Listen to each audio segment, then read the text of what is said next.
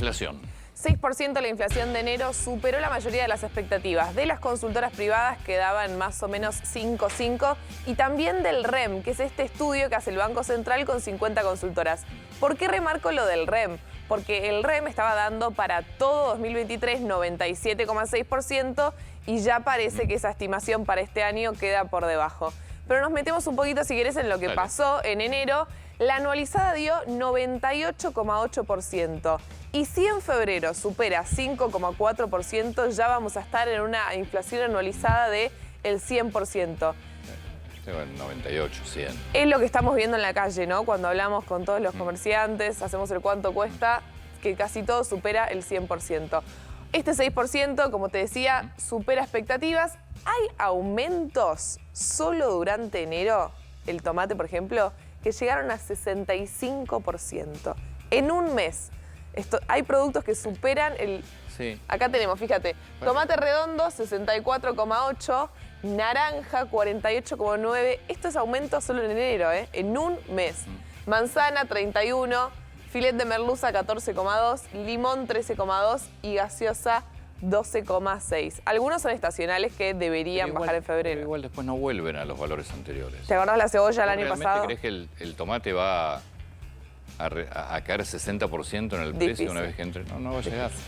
No, ya quedan siempre un escalón arriba. Sí. Otro punto importante que vos recién lo decías. Queda caliente la inflación para febrero y marzo es estacionalmente un mes alto. Febrero todavía no impactó en este 6% el aumento de la carne, que estamos viendo tanto en supermercados como carnicerías. ¿Te va a impactar ahora? Claro, muchos consultaban, che, pero si la carne aumentó 30%, ¿cómo dio 6%? Bueno, primero sepan que el IPC es un promedio, mide la inflación del bosque, hay productos que casi no subieron, y después la carne va a impactar en febrero. También aumento de combustibles, que se anunció del 4%, eso también va a ir para febrero. Y lo que vos también decías, alimentos y bebidas quedaron por encima del 6%. Alimentos 6,8% y bebidas superó el 7%. Esos son los dos rubros que más inciden en las personas de clase baja. Y te conectamos con otro dato, que compran en general en almacenes, que es mucho más caro. Que tienen precios más caros. Sí, lo vimos también la semana pasada. Paradójicamente se conoció el dato de la inflación el día que también anunciaron el aumento de combustibles, que obviamente te va a impactar también en esto. En febrero. Por eso ya te digo que es un primer trimestre que queda con un piso elevado. Muy alto. Te digo, por supuesto es un problemón para todos. Políticamente para el gobierno es todo un tema. En un año electoral te digo que es una de las variables que más se están mirando, la inflación. Sí, porque vos tenés un gobierno con el 100% de inflación, es casi te diría imposible que pueda ser reelecto. Y la apuesta grande era bajar un poco la inflación. Se había conseguido hasta noviembre, por supuesto estaba alta, pero venía en descenso. 4 meses de desaceleración. Ponele que diciembre decís, bueno, subió, pero es estacional. Sí, y por lo que suele ser diciembre se esperaba que sea más, 5,1.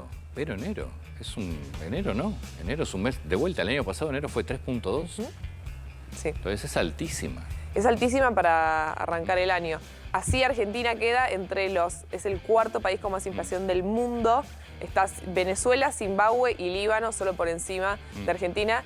Y te sumo un último dato si querés. En los últimos 16 años, 14 años, Argentina lideró el top 10 de países con más inflación. Voy a buscar al señor Bernardo. Bueno, políticamente es el tema, sin lugar a dudas, el avance de la inflación. Primera reflexión, es importante decir también que el INDEC funciona, ¿sí? Para medir la inflación. Me parece que es algo que en otros tiempos en el kirchnerismo no pasaba y que hoy sabemos y estamos saltando de que hay un 6% de inflación en enero y no es poco. En ese contexto, como te decía, si esto se mantiene y en la oposición sienten que el gobierno va perdiendo expectativas de poder ser reelecto a finales de este año. Así hubo un par de tweets de opositores, creo que el más gráfico es el de Mario Negri, del radicalismo, que dice 6% de inflación en enero. ¿Cuánto de este número es autoconstruido por los argentinos, señor presidente? Refiriéndose a aquella declaración de Alberto Fernández. ¿Qué pasó con la guerra que declaró hace 11 meses? Otra declaración de Alberto Fernández también.